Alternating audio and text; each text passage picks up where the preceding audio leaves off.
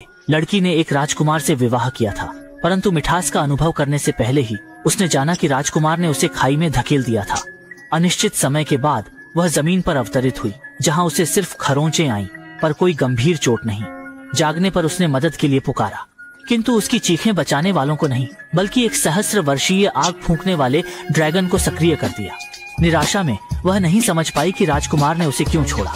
क्रोध में उसने राजकुमार की दी माला को नष्ट कर दिया और बच निकलने की कोशिश की।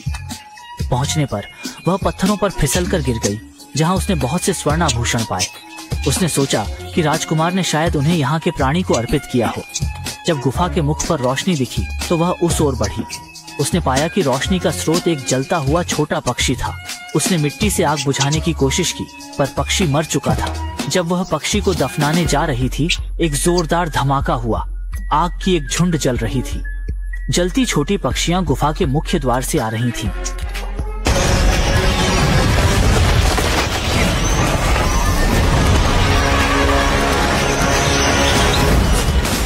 और अंत में सब जलते हुए ही मर गए। उस समय लड़की अंदर से भयानक डर से भर गई और उसने केवल अपनी मरी हुई माँ से मदद की प्रार्थना की।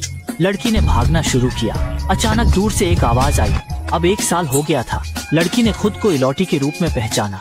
अपने जख्मी हाथ की हथेलियों को देखते हुए इलोटी ने अब जाना कि शादी के दौरान अभी क्यों रानी ने अपने और राजकुमार के हाथों को काटकर दोनों का रक्त मिलाया, केवल इसलिए ताकि उसे शाही रक्त रेखा का मालिक बनाया जा सके। चीजों के नजदीक आने की आवाज सुन वह लगभग मर ही जाती। वह वहां से भागना चाहती थी। मॉन्स्टर ने बिना सुने ही हमला कर दिया, पर वह एक संकरी गुफा में बच गई। शादी के गाउन की सजावट ने उसे चोट पहुंचाई और उसने घावों को बांध दिया। उसे बिना रुके भागते रहना था जब तक गुफा में रोशनी है। लड़की ने पहाड़ की एक गुफा में प्रवेश किया, जहां नीला प्रकाश चमक रहा था। उसने अपने हाथ में नीले रंग की चमकदार जुगनू को परखा। उसने जल्दी से अपनी बांह से कुछ कपड़ा फाड़ा, कुछ जुगनुओं को पकड़ा, नीली लालटेन तैयार की और हल्की रोशनी में आगे बढ़ी। थकी हुई लड़की ने अपना सिर उठाया, मुंह में पानी लिया और नीले हिमशिखर से गिरती ओस को चाटने की कोशिश की। प्यास के कारण प्रकृति के उपहार का आनंद लेते हुए उसने सावधानी खो दी और बर्फीले शिखर पर एक बड़ी काली छाया और अपने चेहरे पर बढ़ती गर्मी का ध्यान किया।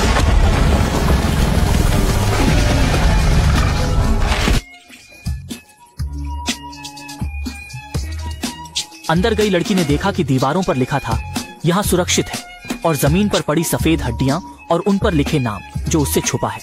लगता है कि ड्रैगन ने वास्तव में झूठ नहीं बोला था। ये लोग उसकी भोजन या डर के शिकार थे। अचानक हुई चोट और थकान से लड़की बेहोश हो गई। जब वह जागी तो उसने पैर के घाव में अजीब सा आभास किया। उसने जल्दी से पट्टी खोली और पाया कि घाव जुगनुओं से ठीक हो गया था। उसने और जुगनू उठाकर अपने बाजुओं पर रखे, घाव ठीक हो गए। उसे सर्वाइवल की प्रेरणा मिली। वह बाहर निकले का रास्ता खोजने में लग गई। एक दीवार पर उसने बाहर निकलने का मार्ग दर्शाने वाला नक्शा देखा। इलोटी ने ढूंढा और वास्तव में उसे क्रिस्टल से भरा एग्जिट मिला। ताजी हवा महसूस करते हुए उसने जल्दी से कपड़े फाड़े, हाथ पैर पर बांधे और क्रिस्टल पर चढ़ी। एक क्रिस्टल टूटा, लेकिन उसे बचा लिया गया। वह अंत में गुफा के मुख तक पहुंची, लेकिन बाहर एक गहरी खाई थी। कोई हैरानी नहीं कि ड्रैगन को कोई जल्दबाजी नहीं थी। वह पहले से स्थिति से परिचित था। हालांकि उसका महल पास था, पर नजर नहीं आ रहा था। लड़की ने पहाड़ी के नीचे व्यापारियों को चलते देखा। उसने मदद के लिए चिल्लाया। सोची नहीं कि पहाड़ी के लोग नहीं सुन सकते, पर ड्रैगन आकर्षित हो गया।